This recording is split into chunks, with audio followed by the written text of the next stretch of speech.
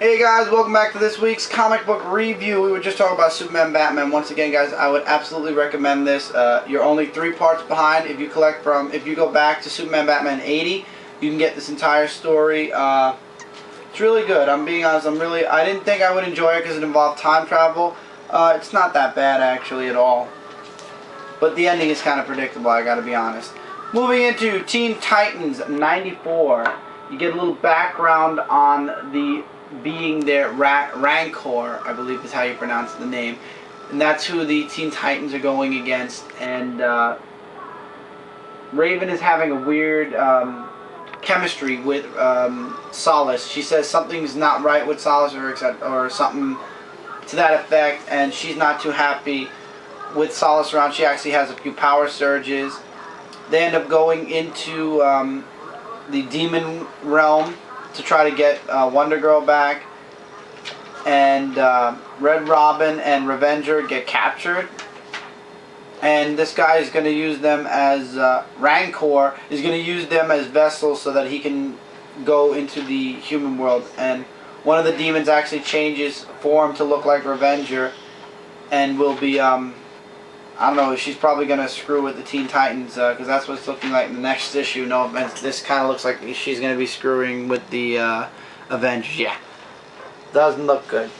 Definitely does not look good for the Avengers. And Raven's got something going on with her too while she's in this realm. The book is great. The artwork is awesome. Next issue, I don't believe is the conclusion though. I believe it's not the conclusion yet. But the story is awesome. I'd absolutely recommend Teen Titans. Ever since Superboy has come back, and Red Robin is now leading the group again. So Red Robin has rejoined the Teen Titans. Kid Flash is back. Superboy is back. The artwork is great. I would absolutely recommend this book for you guys. Teen Titans is great, but once again, this is not part 1. This is like part 3. You'd have to go about 3 issues back. I believe it's 2 or 3 issues back to start the story arc, but do it. It's worth the extra money to get. Okay. Now into 2 issues that interlock with each other that are really, the covers are wow, and I'm sure all of you have heard this already. It involves it's Green Lantern, of course, but these covers were awesome. I wish I had extras or doubles because I'd love to put one of them hang these 2 up. This cover is completely misleading because Sinestro is on the cover, and we don't know where Sinestro's trapped in the Book of Black right now. But, oh well. Green Lantern 65, guess who joins the Yellow Lantern Corps? Okay. Hal Jordan and Guy Gardner have to get off of the greenhouse world that they're on because they can't use their Green Lantern rings. Turns out Hal Jordan put a spaceship on the planet. This way, if they couldn't use their rings, they would have the ability to get off the planet and get back to wherever they needed to. So they go to Oa to find John Stewart and Kyle Rayner, which they do as soon as they get there. And it turns out that they can't use the Green Lantern rings because it's being it's impure due to the fact that Parallax is now in the power battery, so they can't use it because it's tainted.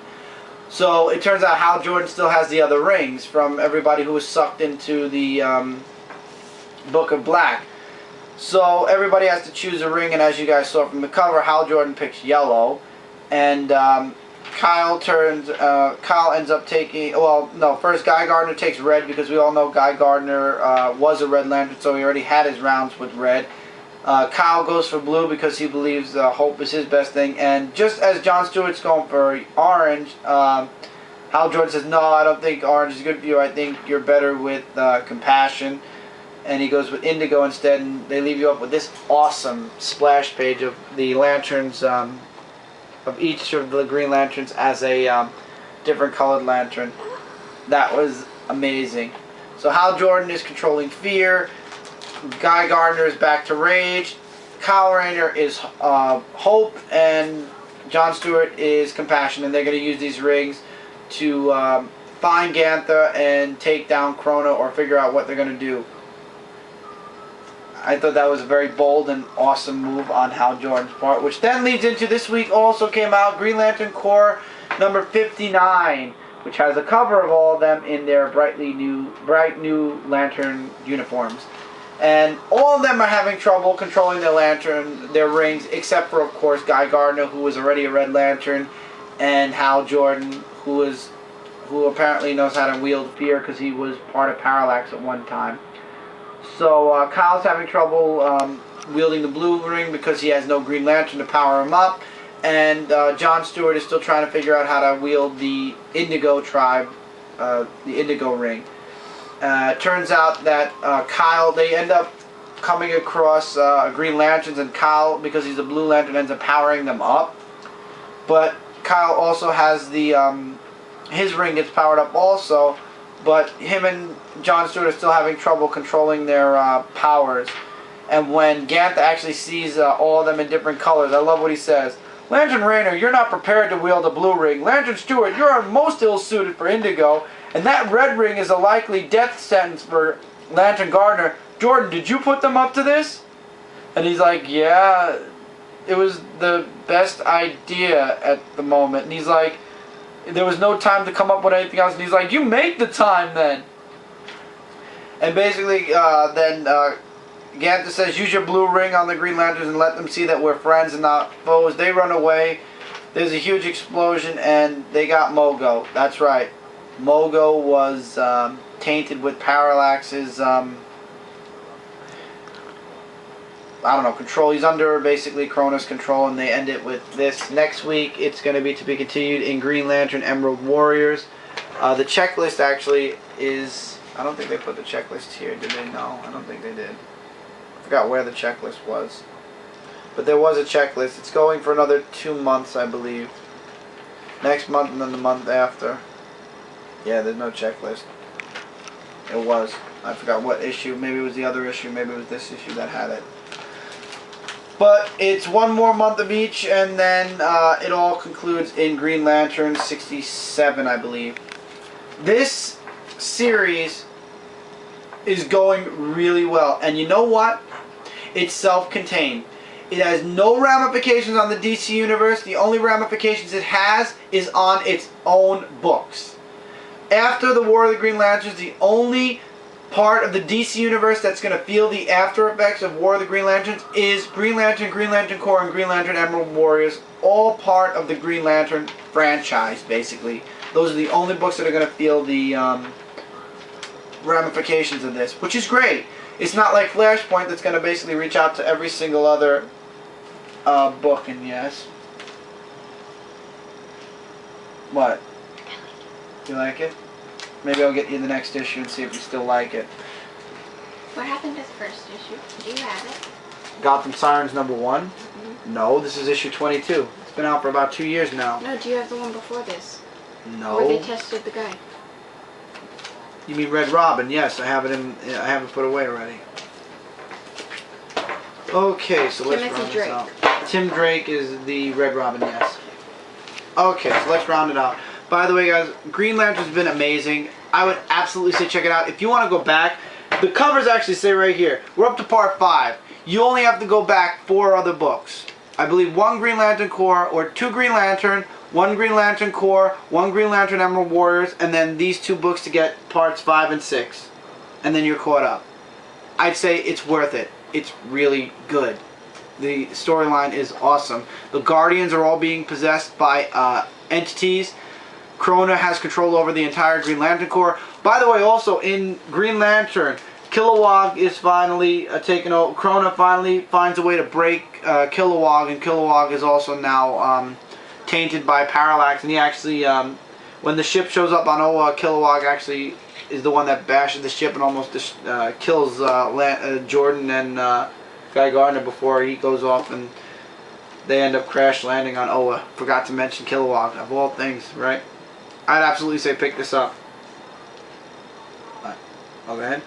Okay, so let's round these out this week. Thought Amber wanted to say something. Green Lantern Corps 59, absolutely get, along with Green Lantern 65. Do not miss out on the War of the Green Lanterns. It's going good. It's self-contained. It's not something that's going to destroy the entire DC Universe.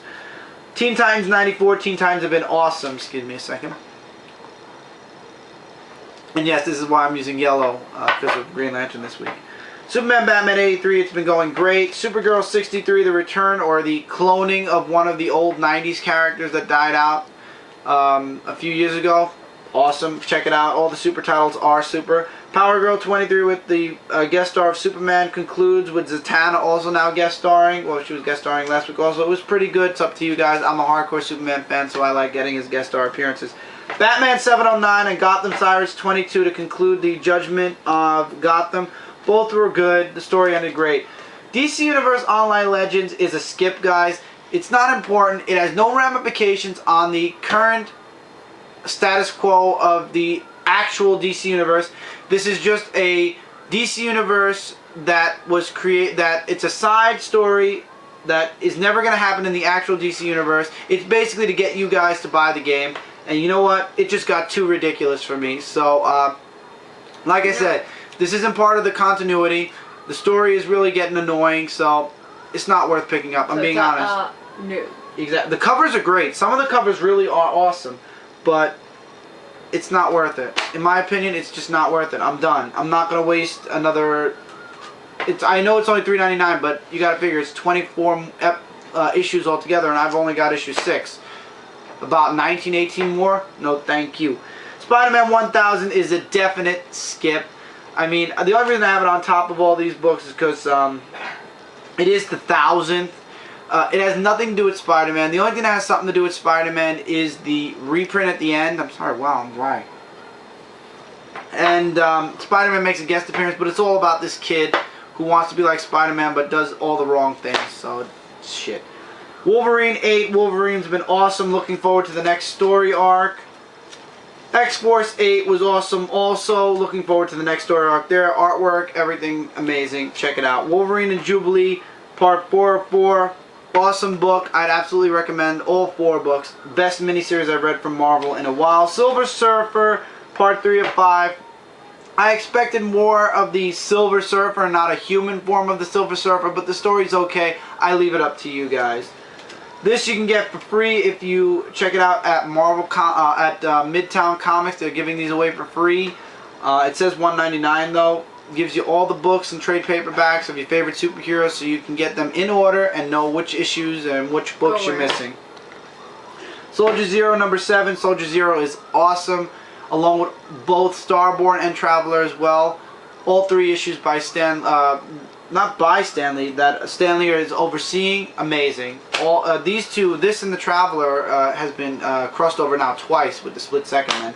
And finally, Earth 3 of 4 coming out next week. This is a next week book. Absolutely grab this at your comic book stores. And what are you doing with eggs? Now, as you can tell from the fingers, Dyeing eggs is kind of a dangerous process. But then you have the rewards. And I want to show you one other egg. Something that kind of fits this review. Yes. First I will show you this side. Just to see the coloration. Okay? Ready? So, happy Easter. Alright guys, hope you guys have a wonderful, and if you're watching this after Easter, had a wonderful and happy Easter. I'll see you guys next week for another Dark Avengers comic book review. See you guys soon.